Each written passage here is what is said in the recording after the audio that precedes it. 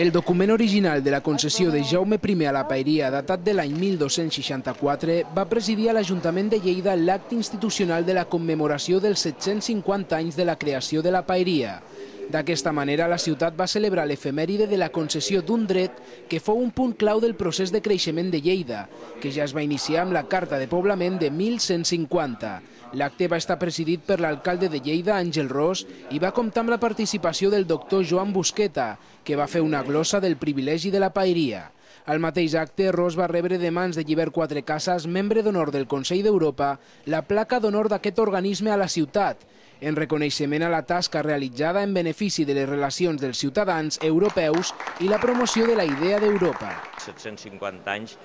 des que el rei Jaume va atorgar aquest règim municipal fort a la nostra ciutat, símbol del paper que tenia Lleida en l'edat mitjana, indicadors tan clars com la Seu Vella, com la primera universitat de la Corona d'Aragó, com una capacitat econòmica molt rellevant en aquell període. Érem el centre geogràfic de la Corona d'Aragó. La idea de la glossa que farem avui és una miqueta, breument, dibuixar una miqueta com s'arriba justament a aconseguir aquest privilegi, quins són els passos que, d'alguna manera, des d'un punt de vista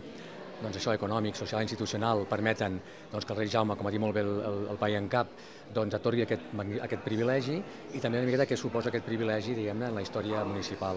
de la nostra terra. L'acte va comptar amb una important representació de les principals autoritats de la ciutat, a més d'entitats i associacions culturals i nombrosos exregidors de l'Ajuntament de Lleida de diferents èpoques. En el decurs de la commemoració, la compositora i arpista lleidatana Berta Puigdemassa va amenitzar l'acte amb la interpretació de 4 peces musicals.